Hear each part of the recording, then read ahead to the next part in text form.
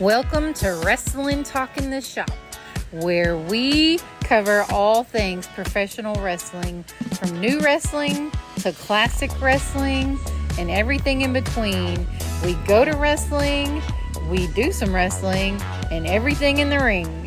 Hey guys, it's Jonathan from Wrestling Talk in the Shop, and welcome back to the channel. Today we are in San Antonio, Texas, and we're going to visit the grave of Lance Cade. He was a former three-time WWE Tag Team Champion with Trevor Murdoch, trained by Shawn Michaels.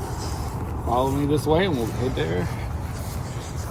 He's got a beautiful headstone. We've already checked out his headstone. I mean, very good-looking headstone. Very talented guy.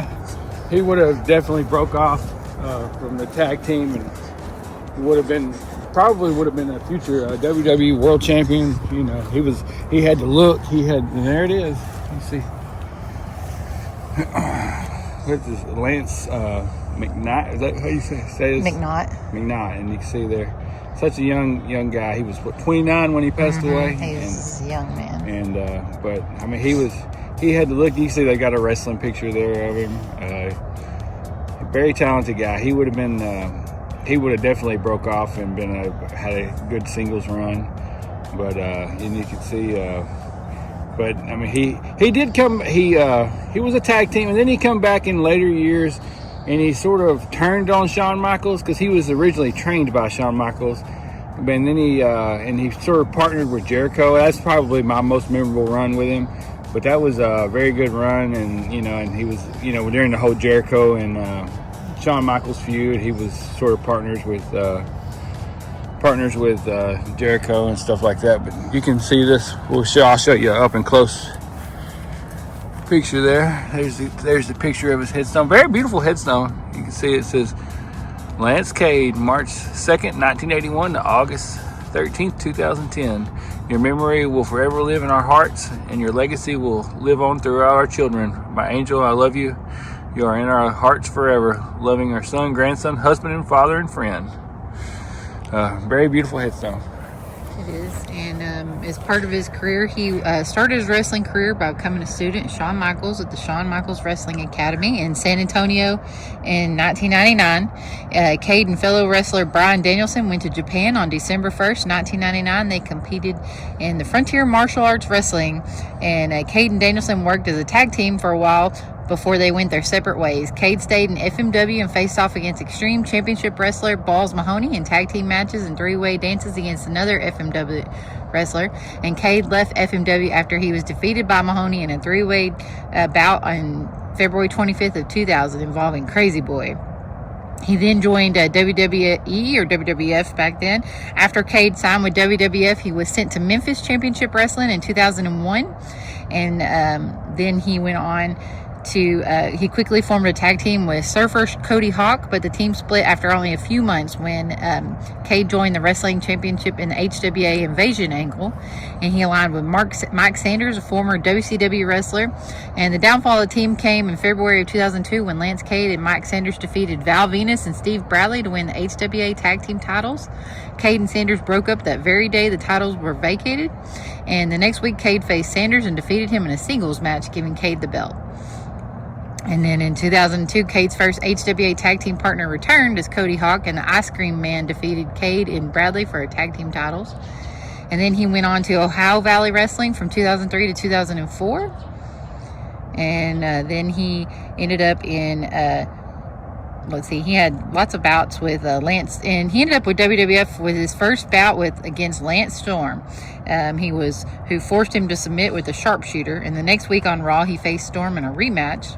Stone Cold Steve Austin came out and interrupted, championing the word boring, and Storm became distracted, allowing Cade to sneak in and get the victory.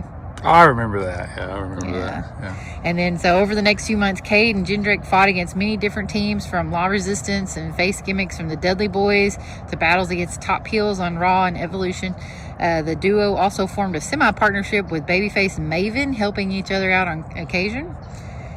And then this led them to a heel turn to be entered in the Tag Team Turmoil match at Armageddon in the World Tag Team Championship. And then going into 2004, Cade and Jindrak continued to work together as a team, firmly entrenched in the mid-card ranks. The team got a win in 2004 when they defeated Hurricane and Rosie to earn a shot at the World Tag Team Championship at WrestleMania 20.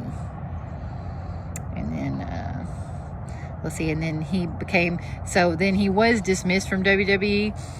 He came back in 2005 and through 2008, he teamed with Trevor Murdoch. That was probably his best memorable run. You said they captured the tag team titles on 3 occasions? 3 different occasions. Yeah. And they were sort of, Trevor Murdoch was from Waxahachie. I don't think Lance Cade is actually from San Antonio.